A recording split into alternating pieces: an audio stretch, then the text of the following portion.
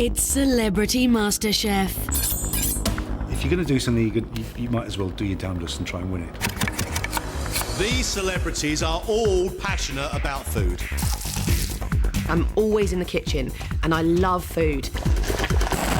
We're looking for that exceptional cooking style. Someone who's more than just a good home cook. Someone with that extra something special. I just want to be able to say, there you go, you see, I really can cook.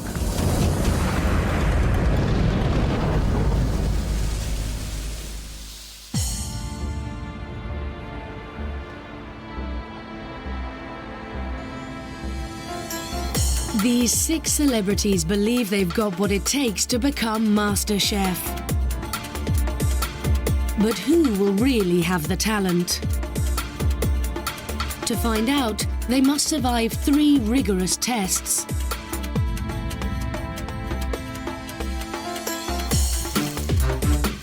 First, they have to invent 2 dishes from scratch out of a mystery box of ingredients. Overcooked fish, but you have sliced the lemon very well. Then they must survive the pressure of working in a professional kitchen. 3 scallops. You want them now? Yes, I want them now. And wow the judges with their best 2-course menu. I think that's brilliant.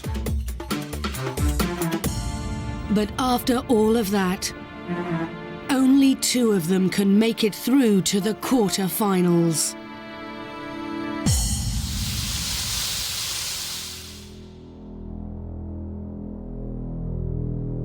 It's day 1, and the first 3 celebrities now have to prove what they're made of. 2 plates of food, 50 minutes. You've got nice ingredients. That is not impossible, but it is difficult. Good luck. Let's cook. The celebrities must create 2 exceptional dishes from any of the ingredients, which include salmon, figs, spinach, goat's cheese, rice, pears, strawberries, ciabatta bread, and walnuts. This is nerve-wracking. This is tough, and only the best cook will really shine today.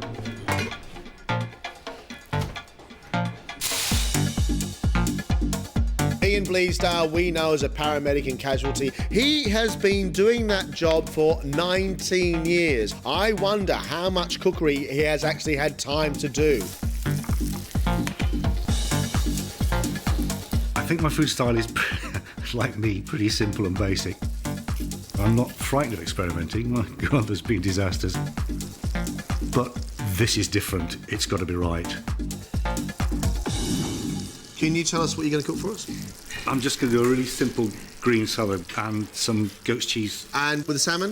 With the salmon, I'm going to do these sauteed potatoes, the shallots, and wilted spinach with garlic. You've got some nice ideas here, so how much cooking do you actually do? I do quite a lot. I like food, you see. I like eating. I do like eating. It's nice cooking and watching people smile when they do. You've had 15 minutes. Is it? Shirley Robertson is an Olympic sailor. We could take for granted that she is going to be competitive and she is going to be driven. Has she got the cookery skill to match that?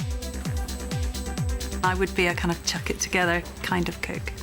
I put a whole tub of mango chutney in my shepherd's pie the other week and, you know, thought it would just sort of zing it up and had the opposite effect, really.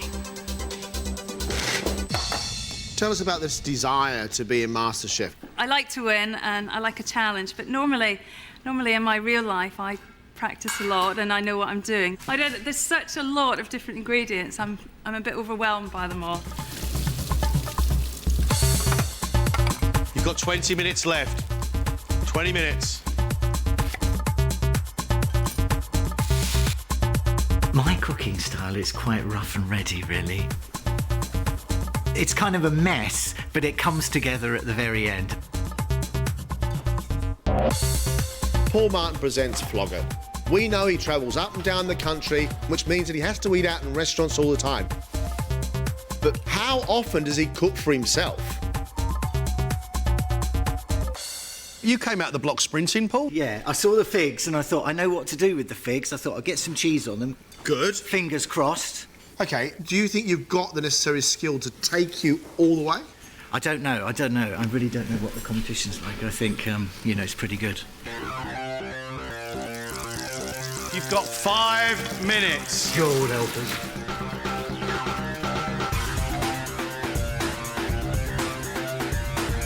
You have just a minute to get it on your plates.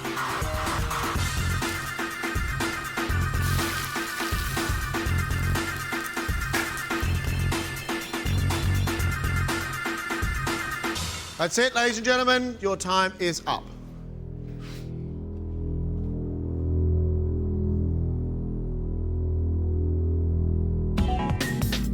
What will the judges make of actor Ian's first dish of goat's cheese salad with ciabatta bread, walnuts and strawberries? What the hell are strawberries doing in the salad? Because they taste good. What, with goat's cheese and toast? Yeah. Honest guff, yeah. Crispy salad leaves, a nice sharp dressing, some walnuts, acidic goat's cheese, really fantastic. But all that wonderful work you put into that dish is ruined by a little red thing on there. Please don't do it again. Yep, sorry. I like the chalkiness of that goat's cheese on the crispy toast with the crisp lettuce giving juice. If you took the strawberries out of there, it's actually very good. Okay. Will Ian's pan-fried salmon, served with sauté potatoes and spinach, fare any better? Potatoes are crispy on the outside and really well seasoned. Your salmon's properly cooked. I like the direction you're going in. Very sweet, lovely cooked salmon and some crispy yet soft in the middle potatoes. I'm really impressed, honestly. Can Olympic sailor Shirley show she's got what it takes with her starter of spinach salad, served with figs, goat's cheese, poached pears and bread? Perfectly poached pear, lovely flavour of the acidic goat's cheese. I think the concept's very, very good. It just looks like a car crash. It can just be a little bit daintier.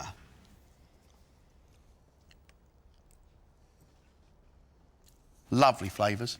If you could approach this dish with a blindfold on, you'd be really happy. Shirley's second dish is baked salmon with a dill sauce and wild rice. The rice is cooked well, the flavour of the salmon is good, but the sauce is a little bit acidic and probably a little bit over-reduced. It's so close to being there. I really like that. The subtle aniseed flavour coming from the dill mixed through that sweet fish, I think is lovely. For his first course, Paul has started with baked figs and goat's cheese with a honey and vinegar dressing.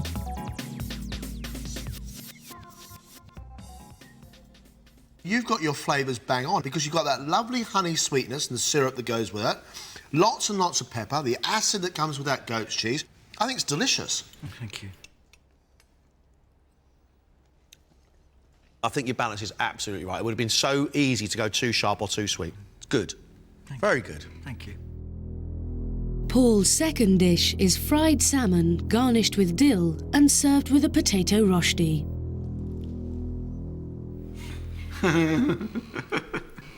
That is one serious piece of cooked salmon, isn't it? Yeah. Yes. Your salmon's completely overcooked and your potato rosti is undercooked. Everything in there is seasoned well. It's just cooked badly.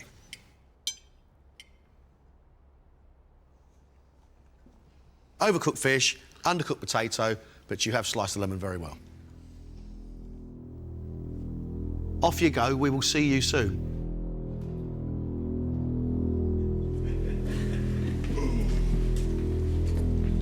When faced with a set of ingredients like that, it is daunting, but actually, we've got some real promise.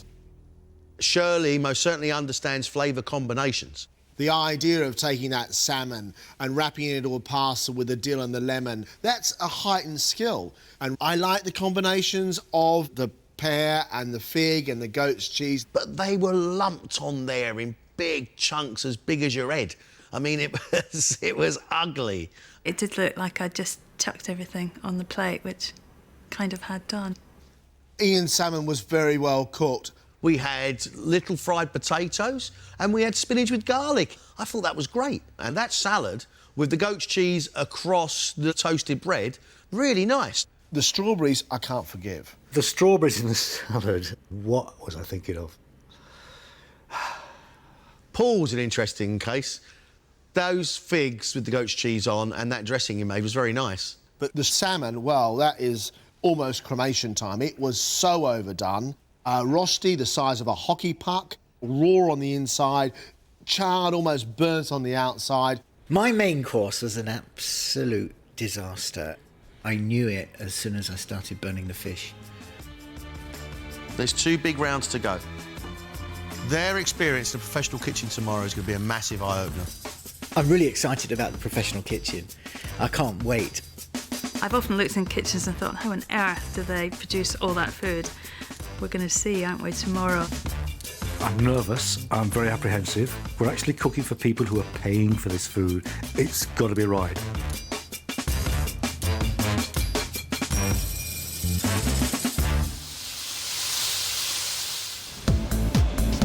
It's day 2, and Ian, Shirley and Paul arrive at Skylon, a restaurant serving modern European food on London's South Bank. Executive head chef Helena Pulaka will accept nothing but the best. It's going to be a busy lunch. Expectations on your shoulders are massive, so I think we should crack on. In service, Flogget presenter Paul will be responsible for the potato gnocchi, served with baby vegetables and a truffle emulsion. But first, he has to make and shape all the gnocchi from scratch. I am out of my depth. It's very, very difficult. It's very delicate as well. I've normally just got it out of a packet. Yes, but you're using the wrong end of the spoon. You need this end.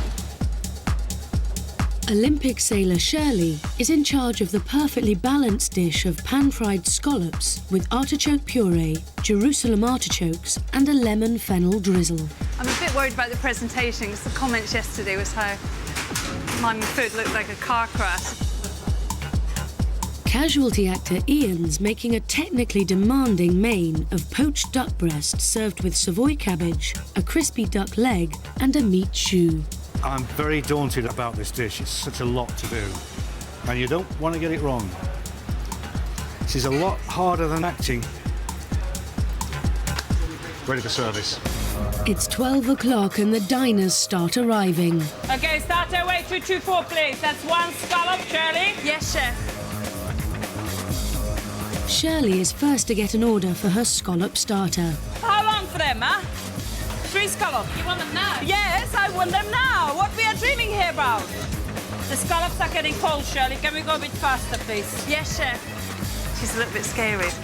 Meanwhile, they are cooking. You have to be dressing, Shirley, because you need to be multitasking here.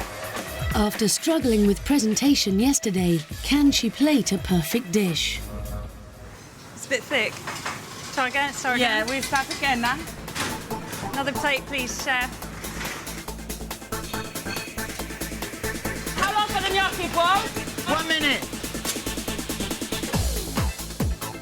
Paul is keen to make up for yesterday's salmon disaster.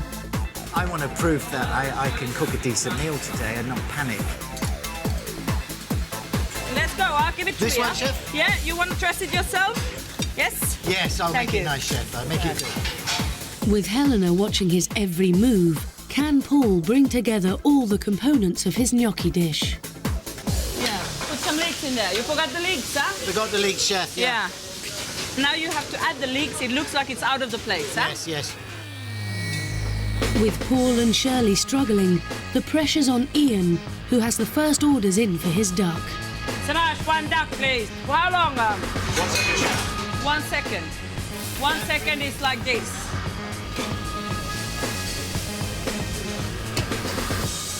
It's just manic. How they do it every week, I've no idea. Carving now, chef. Yeah. Duck. Duck. It just falls off the spoon, yeah? Yes, chef. Do I see your hands shaking? Just a wee bit, chef. A little bit on the top, okay? Oops, not like that. Yeah, that's catastrophe now, huh? clean it, please.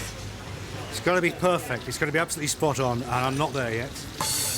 It's midway through service and the restaurant's full. Start away, 227, please. 3 scallop away, Shirley. Yes, chef. Shirley's still inundated with orders for her scallops. Service 3 scallops. She's picked up the pace, but can she get the presentation right? Oi, oi, oi, oi. Alex, can I see it, please? Yeah, very good, Shirley, very good. Nice presentation. Yeah, I'm loving it. It's a bit daintier than it was yesterday, which is good. Are you ready, Paul? No, 1 minute, chef. 1 minute, okay. I'm gonna count the seconds now. After forgetting to add his leeks earlier, Paul has a lot to prove. Chef, gnocchi. Okay, you have your leeks there? Yes. That's pretty, huh? Very good, huh? Service. Ian, you working on the duck? Yes, nearly there, chef. Yes. How long? Coming out now, chef. Ian is also keeping up with orders for his duck. But can he impress head chef Helena with his presentation? Please, chef. Beautiful, Ian. Beautiful, huh? Service. Follow 224, please. Yeah, I'm really looking forward to a cup of tea when we've finished. That's... After 2 grueling hours, service is over. So what did head chef Helena make of the celebrity's performance? Shirley, early on, she didn't understand that things need to go out fast and swift. But when she was dressing the scallops on a plate, her presentation was very good. My hands are absolutely burnt. Red raw. This is a tough way to earn a living. I think Ian was so keen. He had skills. Looking at him carving the meat was quite good. And I think he did really well. I think we'll describe it as a learning curve. Hard work. In professional sense, I felt that Paul understands how kitchens work. Chef, gnocchi. And he was very kind of full on and straight answers and listening. In terms of service today, I think I have to choose both Ian and Paul.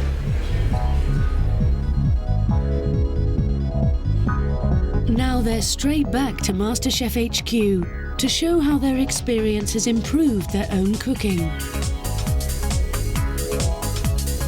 This competition really gets to you.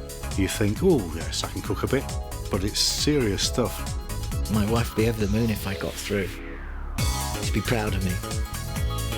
I really want to win this now. I want to show everybody that I can actually cook.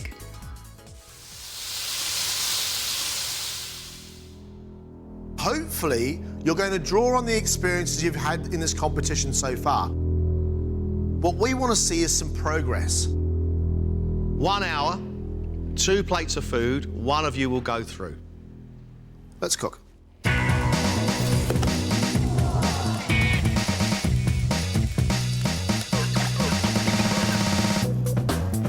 After burning his salmon yesterday, can Paul prove he's got the technical ability to go further?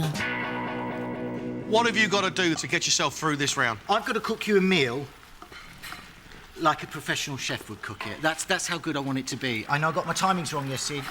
I cook like a moron. What are your 2 dishes today, Paul? I'm doing a lovely broad bean and leek risotto. My dessert is a really tangy, sharp lemon tart. If I can cook this properly, then I'll be the best cook here today.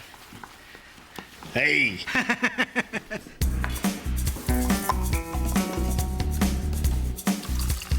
Will Paul's risotto be bursting with flavour? Will his lemon tart set? I think that's risky. Ladies and gentlemen, 15 minutes have gone. 15 minutes.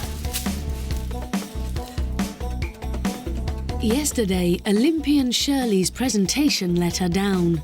Can her competitive nature see her through today? What are you making for us today, Shirley? I'm doing rump steak and duck fat chips. And then my secret weapon, I'm doing a chocolate fondant and milk chocolate hot sauce. A chocolate fondant. This room is littered with the corpses of failed chocolate fondants. Do you think that yours is going to succeed? Absolutely. No, I'm here. I don't want to go home yet. I want to stay here. That's fighting talk. Shirley, rump steak, chips, béarnaise sauce, fantastic. As long as every single part is right. It's the chocolate fondant that worries me, John. So many have failed. So many have failed. You have 25 minutes left.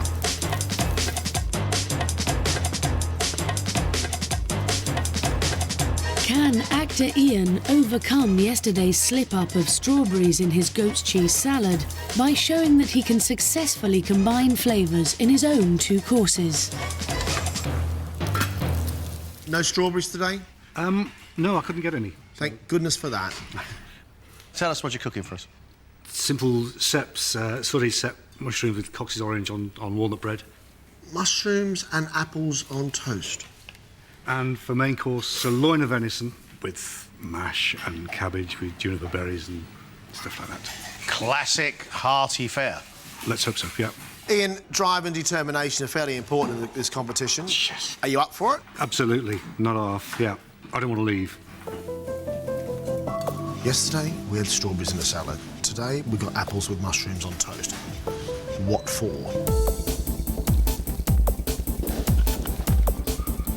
4 minutes.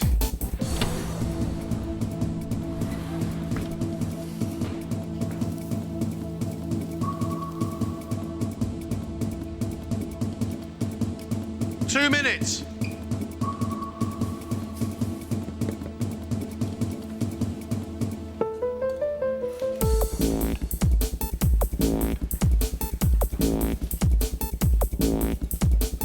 That's it, time's up. That's it.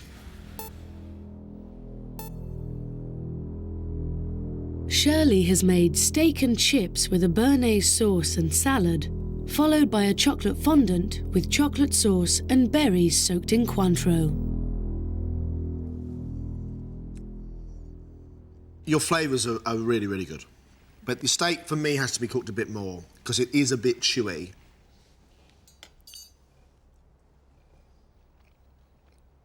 Wizard chips. Crisp on the outside, fluffy on the inside, but your béarnaise is a little bit vinegary. It could be a little bit thicker, and it could have more tarragon in. Right, that was the beef. Here's your chocolate pudding.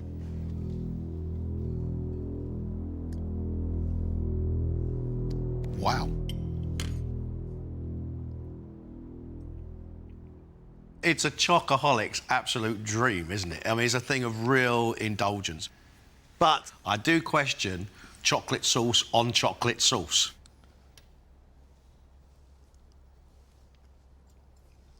Huge amounts of cocoa, slightly washed away by that raspberry soaked with the orange liqueur. I think your food today looks fantastic. And what an amazing change. Paul's made a broad bean and leek risotto, garnished with rocket, balsamic vinegar and parmesan, followed by a lemon tart with raspberries and creme fraiche.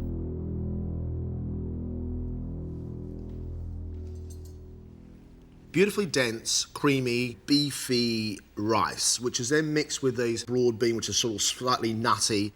If I had have eaten the balsamic vinegar, the rocket and the Parmesan cheese, it would blow away all those wonderful little subtle flavours. Your risotto is perfect. It doesn't need the frills you are sticking on it. Here's this lemon tart.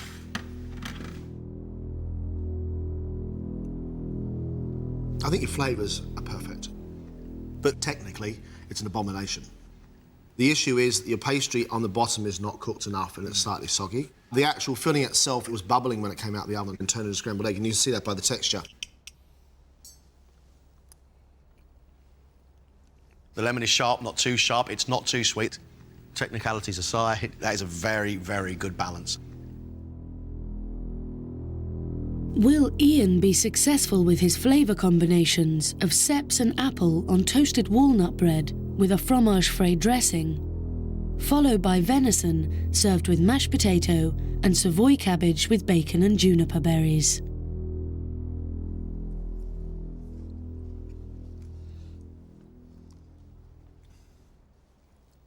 This is very clever.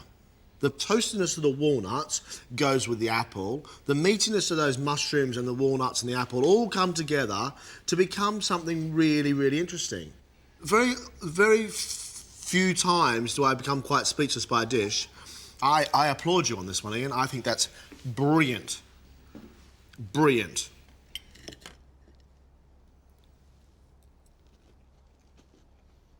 The sweet sharpness of the apple I can get, and with the beefiness of the mushroom, it's going to take a long time to convince me that apple should go on toast. Okay. You've definitely divided the judges on that one. Okay. From mushrooms on toast to venison. Where's the sauce? It's timing again. It's my fault, totally.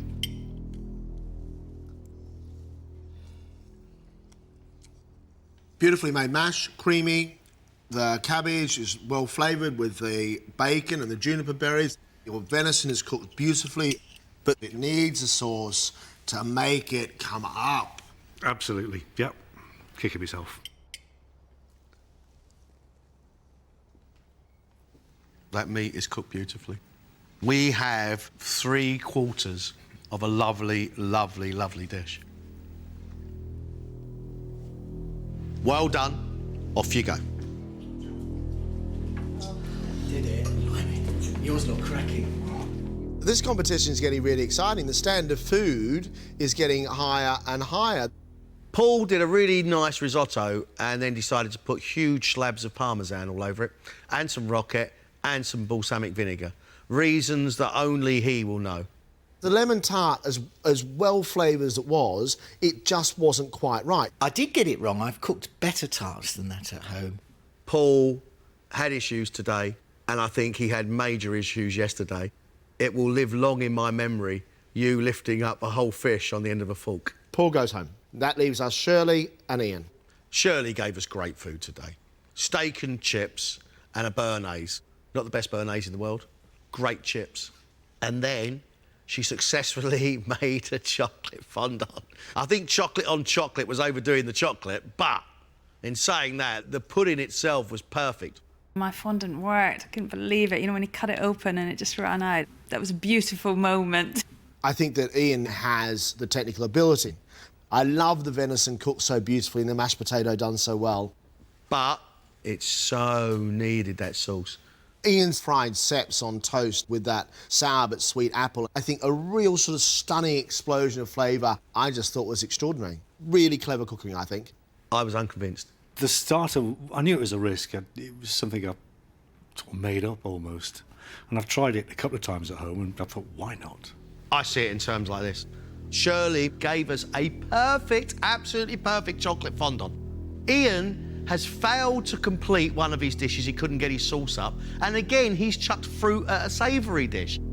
His apples with his mushrooms and walnut bread worked. The guy has potential.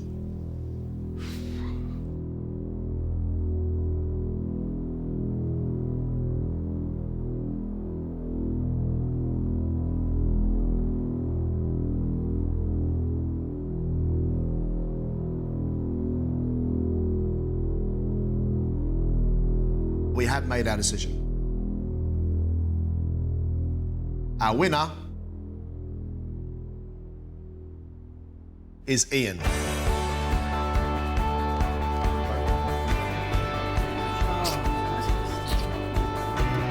Congratulations.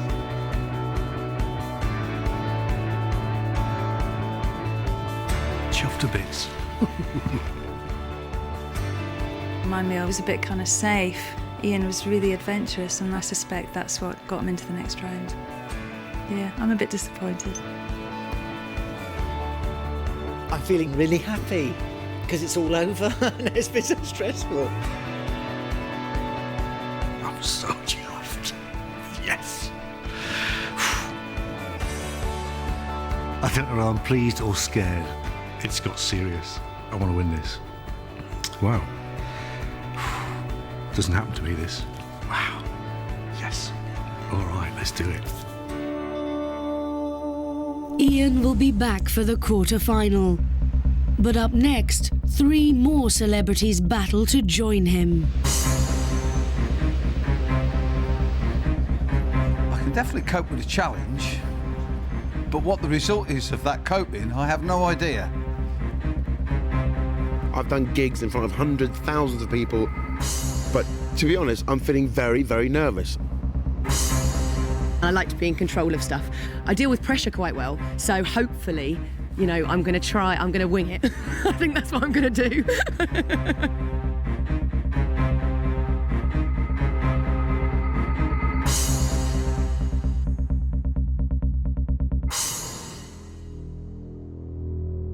Welcome to MasterChef. This, the first round, is possibly one of the most difficult rounds. And if you want to advance, you're going to have to demonstrate to us that you have some promise. We're asking you for 2 dishes. We're going to give you 50 minutes. Let's cook. The celebrities must create 2 exceptional dishes from ingredients which include bok choy, duck, rice, butternut squash, plum sauce, bananas, and shortbread. Our celebrities today have to cook good food to make it through. If they want to impress, they've got to come up with something special right from the off.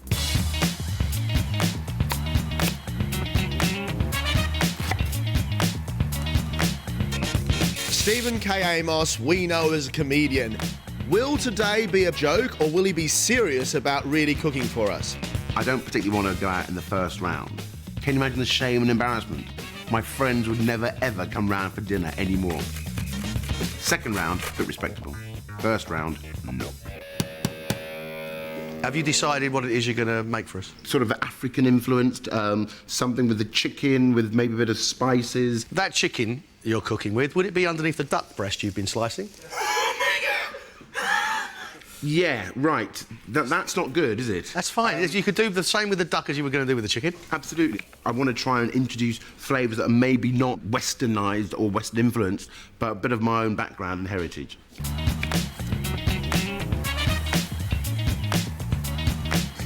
You've got half an hour to go, just half an hour.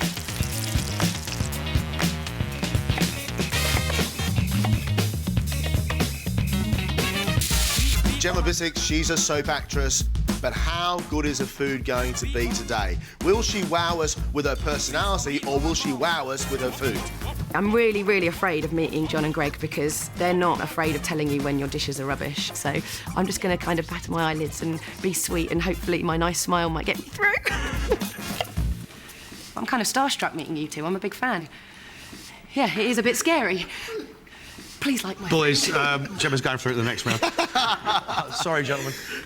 How much time have you really had to hone your skills as a cook? Not very much. I come from a big family where I'm always kind of the commie chef. I've got a lot of food knowledge and I love food, but I don't practice it that often. I'm always grabbing something at the canteen at work. So this is a great challenge for me and I'm quite excited. What are you going to make for us, Gemma? I'm going to do a kind of hot salad for a main course with the duck. And then for the second course, I've decided to go with a kind of banana fritter. I like it. I like the enthusiasm. I like the creativity.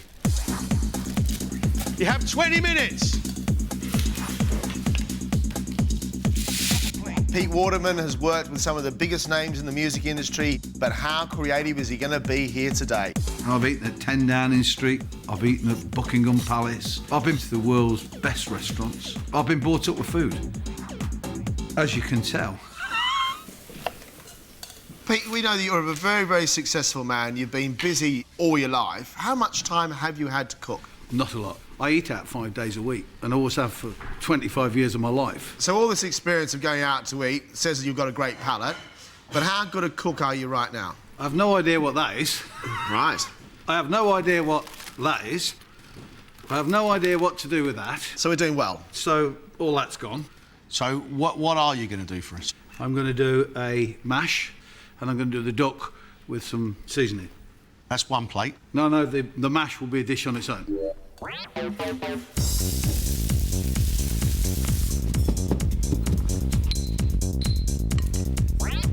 3 minutes.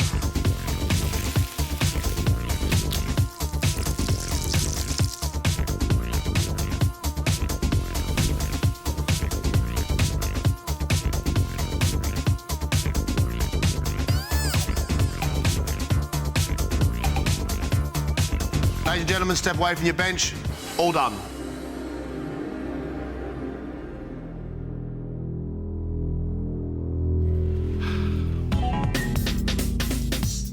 Ex-EastEnder Gemma wants to prove herself with her first dish of duck and potato salad with plum sauce. The duck is cooked nicely, potatoes are nice and soft. I really do enjoy a little bit of chilli kick at the end of that. I don't think that is a bad start at all. There's lots and lots of ingredients and very little going on besides the flavour of that duck and the lovely flavour of the potatoes. Her second dish is banana fritters topped with shortbread crumbs. Bananas are soft and you get this really nice crispy sweet topping on it. I think that's really, really clever. I think the concept is really good, and I think it shows somebody who has got a creative mind and understands some basic principles. But you're throwing biscuits on top of batter. Stop chucking stuff at it. Comedian Stephen's first dish is a spicy chili duck, African cashew rice and bok choy.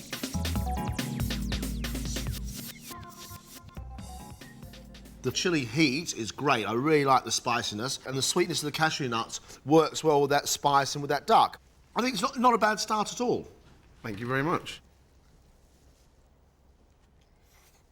That duck is remarkably moist and soft, and I love the chilli that you've got in with it. I think your ideas are right. Will his watermelon, plum and lettuce salad served with bananas show as much promise? Shocking. Ask yourself the last time you successfully saw a lettuce leaf with a banana. It's fruit and lettuce mixed together with all sorts of ingredients. I think this was very much fingers crossed cookery. Restaurant regular Pete has stuck to what he knows best and made a first dish of garlic mashed potato, followed by pan-fried duck with sweet and sour sauce and a rocket salad. We wanted 2 plates of food, really you bought us 1 in 2 different plates. So your survival tip here is that you give us a bowl of mashed potatoes, 1, and then the duck. There was so much there I didn't have a clue what it was. Lots of care been taken over the mashed potato, and you've put the garlic in there by the shovelful.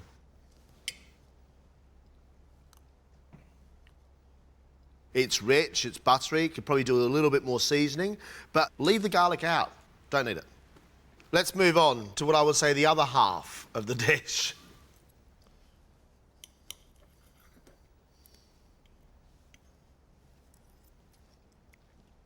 Well, you know how to cook duck, that's for sure. The duck's cooked absolutely beautifully. It's still soft, it's still pink. The skin is starting to melt down, that fat's disappearing. It just needs something else to make that dish really stand up. Love the sweet and sour flavours in there. I mean, really love them. And that duck is as moist and as good as it can be. Those flavours are great. Interesting. See you soon. I think Pete Waterman cooked the best dish here, but he only cooked 1, the silly sausage. He's going to have to really pull his socks up. That was a tough round for me. 4/5 of everything in that box I had never seen before in my life and had no idea what they were. So you're left with a potato, duck and an onion. I think Pete understands the basics of cookery. Good duck, well cooked, but I've got to say I'm fairly surprised by Pete's lack of knowledge of ingredients. But he now has to be able to create whole dishes and not just disparate parts. Gemma is a good cook in the making. There is real creativity there. The duck was cooked well, the potatoes were nicely flavoured. The promise that Gemma has is the batter that sits around those bananas. It was lovely and crispy, it was well flavoured, and it sat around those bananas perfectly. It's a pleasant surprise that I got something out on 2 plates and they didn't dislike them, so yeah, I'm feeling quite happy. Stephen has real flair. The rice, the duck and the bok choy was most certainly the right way to go. He's got a decent palate. That duck dish really worked. The salad, however, was just lots of things thrown together. Plum, watermelon, lettuce, vinaigrette, banana. It's just never going to work. And they weren't very complimentary about the second dish, but I know the mistakes I made. I was just trying to be a bit too adventurous. Less is more. A lot's going to depend on how they get on in that professional kitchen. Tomorrow, I tell you what, they're going to have to really buckle down because that is seriously tough and they are cooking for paying customers. They have to be on the money. More than anything, I really want to be the person that the chef says, yeah, I'd have her in my kitchen. There's no way in the world the chef's going to let Pete get away with only cooking half a dish. He'll get slung out. They can't allow me to go in there and muck this up completely. So my tactic is to listen very hard to what I'm told. I feel the need to make sure that I have one over on Pete Waterman. You know, he's a legend. I want to be the legend. I want to win this one.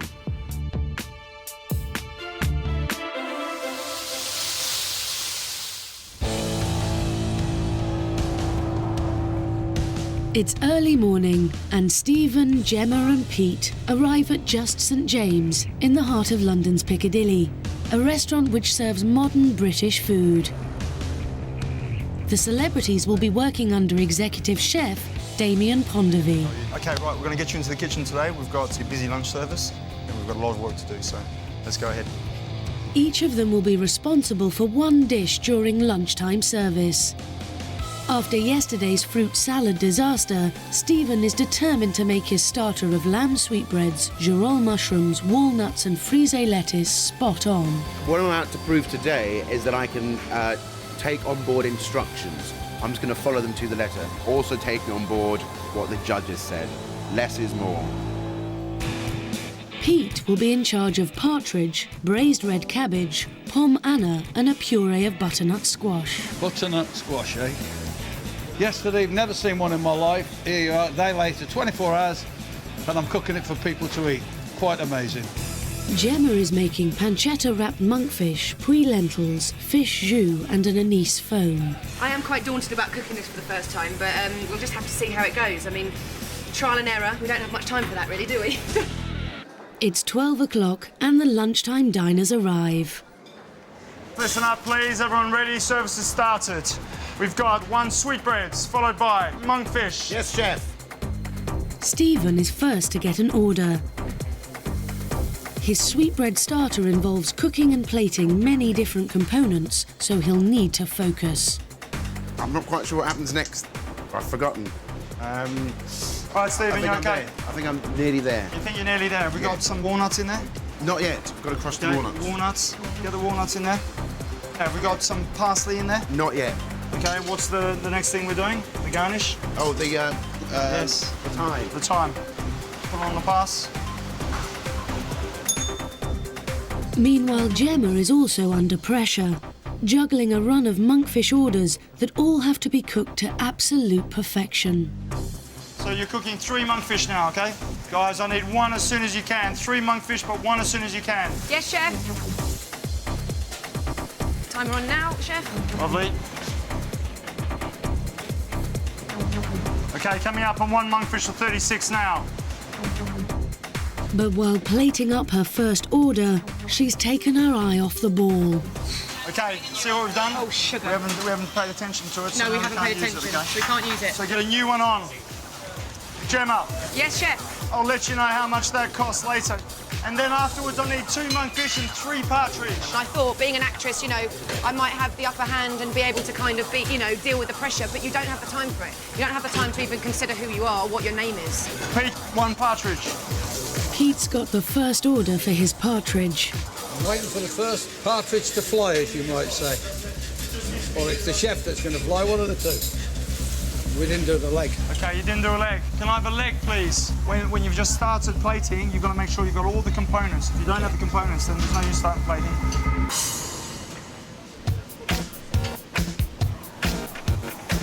But it's a good first effort. Let's keep them up, OK? Thank you, Chef. We've got another one now coming up in 2 minutes, OK? It's halfway through service and the pressure's on. After struggling earlier, has Stephen remembered to plate all the parts to his dish this time? You got no frisee on there? Oh. Got no frisee? He's forgotten the frisee lettuce and has to start again. OK, that's much better. Thank you, chef. Just a touch more sauce next time, please. Not quite like a pro, but I am getting quite agitated, all the chefs here. When I go out and do my shows, I do it by myself. If one thing and this gravy train falls down, that's the end of the train. Pete's also under pressure to plate multiple orders of his partridge. Pete, can you replate this? You've got too much liquid in your red cabbage and it's gone all over the plate, okay? Okay, so chef. just replate it quickly. And we've got 2 more straight after this that you're going on. Okay, I want 1 more. I want a monkfish now. As a record producer, you do not get camaraderie. There's everybody stabbing you in the back here, they're all helping each other. This is fantastic. Okay, let's come up on that. Gemma is determined to make up for burning her fish earlier, and she's now hitting her stride. Don't want to burn what's in the pan either, okay? No, we don't want to burn what's in the pan. I'm just... There you go, there you go. Thank you, chef. Just turn it. Just take it out and put it in. Yes. Opening oven, Pete. Thank you. Okay, 1 monkfish. Yes, chef. 1 minute. Beautiful, that's exactly what we want. 1 sweetbread. Wait, come on, let's go. Oh, that's your best yet. Let's go. The best yet. Thank you very much. After 2 exhausting hours, service is finally over. Stephen got a little bit flustered at first because he couldn't remember all the components to put on the dish. But as soon as he got the first one under his belt, you know, it all came good in the end. It was busier than I thought it was going to be. Hotter in there than I thought it was going to be. We were literally thrown in the deep end, and you didn't want to feel like you could let anyone down. Gemma had a huge amount of enthusiasm, which is a fantastic attribute in the kitchen. She was on the ball, she listened to what I had to say, and she rectified any problems. I'm absolutely exhausted. Absolutely exhausted. Definitely my favourite bit so far. Once I got in the swing of things, it was really good. Pete was very good at keeping his head, with exception of 1 table when we had to replate because the presentation wasn't as good as I expected it to be. Other than that, he was a very cool customer under pressure. It's not the cooking, it's actually when they want it delivered, you know, for the waitress to take out. That's the difficult part. The person who has the most potential out of the 3 contestants, I would say, would probably be Gemma. She's got a huge amount of enthusiasm when it comes to cooking. It's definitely put me in the mood for this afternoon, and we've got a 2-course meal to do. If I can do this, then I can certainly do that. I really, really enjoyed it. In fact, I'd come back later and do a bit more. Oh, I am doing a bit more later. Oh, yeah. It's put me in the mood to have fun in the kitchen this afternoon. It's also put me in the mood to win.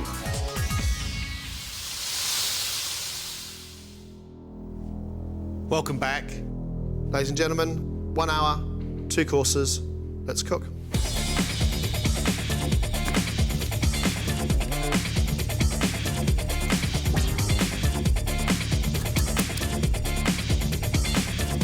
Yesterday, actress Gemma showed she had some natural talent despite her inexperience. So what are you going to do for us? For starters, we have crispy king prawns marinated in lime, chilli and ginger. And for main course, we've got a tuna steak on a bed of cheddar mash with salsa, which I've created with tomatoes, onions, avocado and mango. Mango, tomato, mashed potato and cheddar cheese. Is that a good thing for you? Today, they're going to be a marriage made in heaven. Are you going to win this round? I would really love to. Most of my family and friends thought I couldn't do this, you know, that's the thing, because I don't practice cooking all the time, so it'd be quite exciting to say to them, you know, look what I can do. The idea of tuna, mashed potato, cheddar cheese, mango, tomato and chilli makes me wonder a little bit. She says it works. Who does it work for? After struggling to make 2 courses yesterday, can music legend Pete prove himself with some of his favourite restaurant dishes? The first question has to be, will we get 2 dishes today, Pete? We will get 2 dishes today. Goat's cheese salad and sea bass with clams. Where's the love of this come from? Can you remember? I just love fish, you know, and I had it once somewhere and I just loved it. I like doing this food. This is food I like to eat. This is a regular dish for me. I mean, I'm comfortable with this. How much do you enjoy the actual practicality of cookery? Oh, I do enjoy it, yeah. I love it. You got a smile on your face, mate? Oh, thank you. I've had a good day. Good luck. Thank you. Good luck, mate. Pete has some beautiful ingredients on that bench. He's chosen very well. It's just whether he, as a cook, can do them justice. 30 minutes gone, 30 minutes left. After yesterday's disastrous lettuce and fruit salad, comedian Stephen is out to showcase his bold flavours. And what 2 dishes are going to impress us and propel you into the next round, Stephen? A sea bass with the rice and mushrooms, and the other dish is going to be a starter which contains plantain, prawns and a salsa. Basically, I'm looking for a nice, crisp, clean taste, but I'm not going to put any massive, major spices in it, and hopefully they should all just gel together. What do you think that it would mean to you to get further in this competition? It would mean that my mum would come to my house every Sunday and expect lunch. When I told her that I was going to be on this show, she was like, oh my God, don't let me down. Now, with that kind of pressure... Do you think she's going to be impressed? Absolutely. Got two very different dishes there from Stephen. One very, very spicy, one very European sea bass with wild mushrooms. Can he get the flavour in there those dishes demand? 2 minutes, that's it.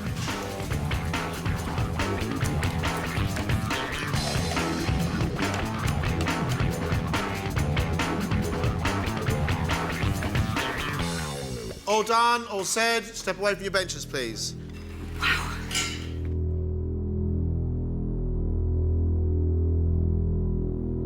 Pete's hopes of a quarter-final place are pinned on a goat's cheese and pear salad with a honey balsamic dressing, followed by sea bass with mussels resting on tomato sauce and garlic toast. I really like the combination of that lovely juicy pear and the honey dressing with the goat's cheese. I think it's a really good mix. The goat's cheese, because it's such a big hunk on there, is a little bit cloying. Maybe crumble it over rather than chucking it on top in a big lump.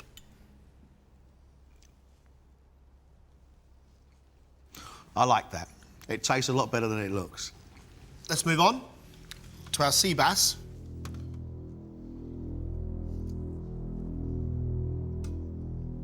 I love the concept. Bits of bread sitting underneath that sea bass to soak up all the sauce, but the fish is a bit overcooked and it's gone a bit dry. I like your palate. I like the ingredients you put together.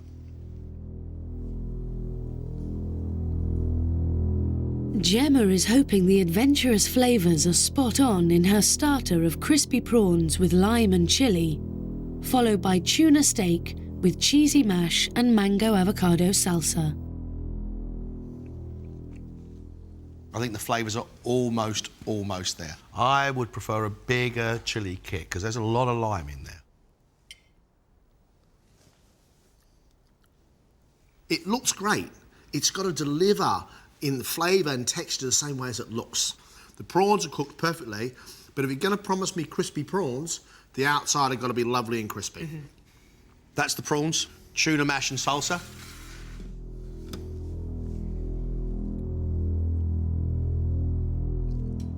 I think the mashed potato is completely wrong, but I think you have a very, very demon salsa. I think that salsa is absolutely beautiful. Thank you.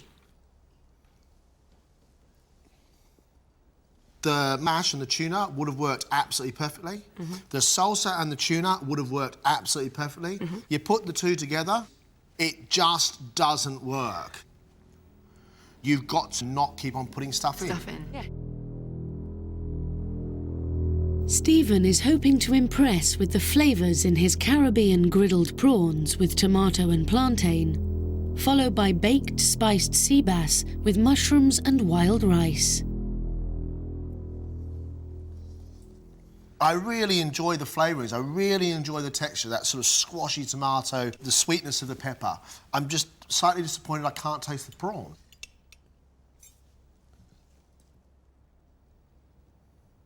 I love plantain. You've cooked it beautifully. I was really expecting some big spice on here. I'm slightly disappointed. Let's move on to your sea bass.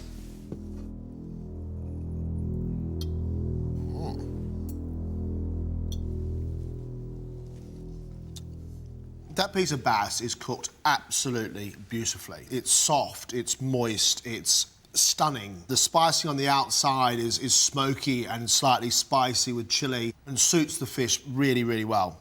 The rice, however, is a bit dry alongside that wonderful, elegant piece of fish. I feel you are trying to put too many flavours in here, but that fish is cooked beautifully. Thank you. Two of you are going home and one of you is going to stay with us. Off you go. Thank you. The reality is that all three of our cooks in here today have a point of potential. Pete understands the classics. Pete eats out a lot. He understands what good food tastes like. But his skill is letting him down.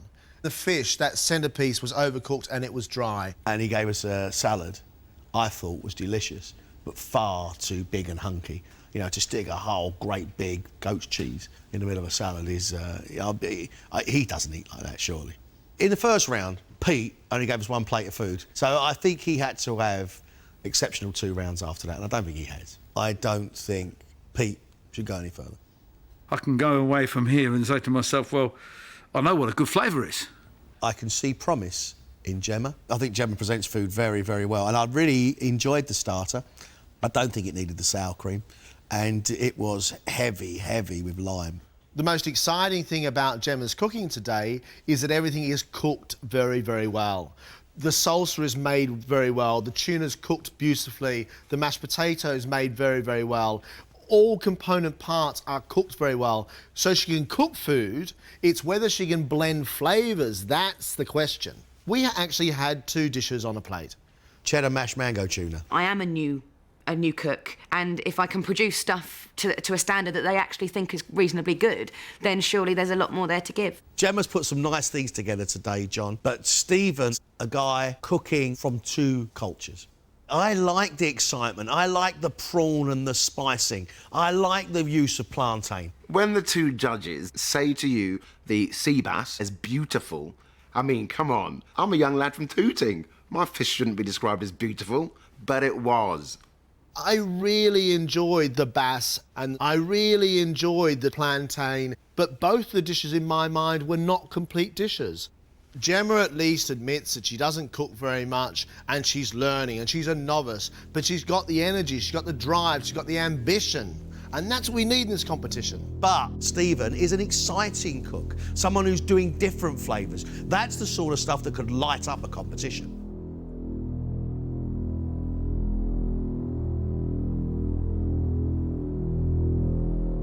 We can't take all 3 of you through to the next round. We have to pick a winner. Our winner, the person going through to the next round,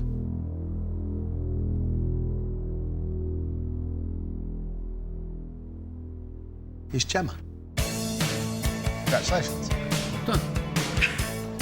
Thank you. Oh my God. Congratulations. Wow. My mum would probably be thinking, oh, my poor boy, he's been robbed. Robbed, robbed, robbed. I should have gone through. Spice things up a bit. I'm going to take away never to join another competition where it involves cooking and you just wake up in the morning dreaming about blinking menus. Finding it a bit emotional. I really, really didn't expect it. My goodness, my mum, my dad, my friends, I proved them all wrong. I got through to the final.